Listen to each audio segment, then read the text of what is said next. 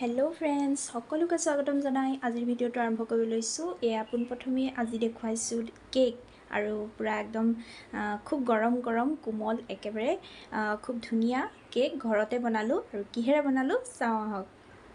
এয়া দেখিছে পকা কল, একেবাৰে খুব বেছি দি পকা কল। মই এনেই কিন্তু পেলাই নিদিওঁ। আপোনালোকে বাৰু কি কৰে মোক জনাবচোন।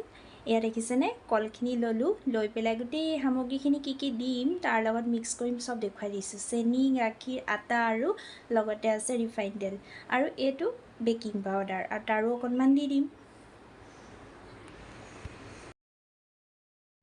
এতিয়া কাম হ'ল প্ৰথমতে কলখিনি ভালকৈ পিটিকি ল'ম আৰু ভালকৈ পিটিকি একেবাৰে কোমল কৰি ল'ম। কোমল কৰি একেবাৰে ফেটি লৈছোঁ আৰু তাৰ লগতে ইয়াত দি দিছোঁ আটা।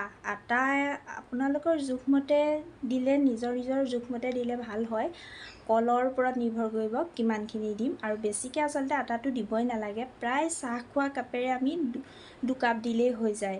মই কিন্তু হাতেৰে এনেকৈ নিজৰ হাতখনৰ জোখত দি লৈছোঁ আৰু মই কেনেদৰে ফেটিছোঁ আপোনালোকে চাই থাকক, কিমানখিনিলৈকে ফেটিছোঁ।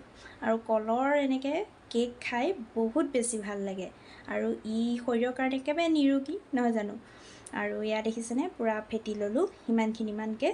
আৰু এতিয়া দি দিছোঁ গাখীৰ 1 কাপ লৈছোঁহে, কিন্তু পূৰা 1 কাপ দি দিয়া নাই।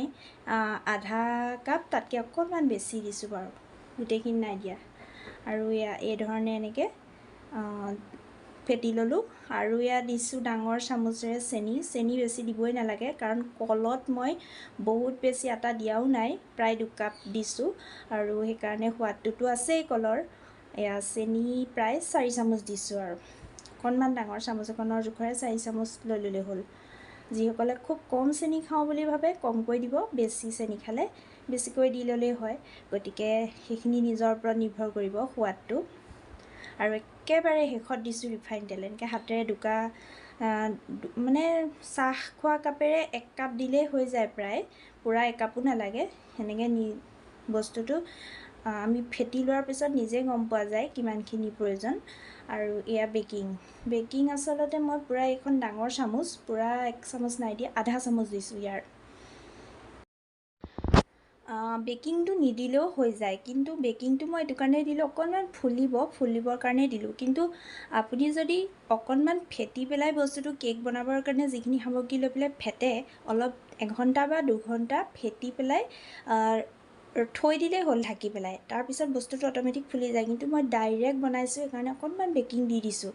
কিন্তু বেকিং নিদিওঁ বুলি ক'লে তেনেকৈ ফেটি পেলাই 2-3 ঘণ্টা থৈ দিলেই ধুনীয়াকৈ বস্তুটো ফুলি যায়।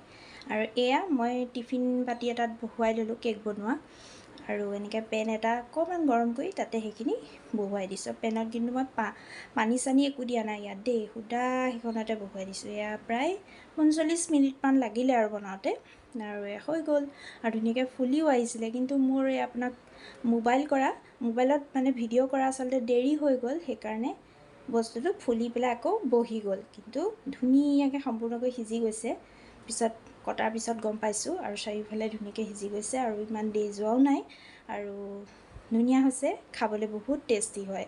আৰু আপোনালোকে এনেকৈ দেখিছে মাজত এইবোৰ আঁহ নিচিনা হৈছে, যিহেতু কল ল'লে এনেকৈ আঁহ থাকিবই, কোনো কথা নাই। খাবলৈ সোৱাদটোৱে মেইন আচলতে। আৰু ঘৰত খাবলৈ খুব ধুনীয়াকৈ এনেকৈ আমি পকা কলবোৰ নষ্টও নহয় আৰু আমি খায়ো ভাল লাগে, এনেকৈ ল'ৰা ছোৱালীও খায়ো ভাল পাব। গতিকে কেনেকুৱা লাগিলে মোক কমেণ্ট কৰি জনাব।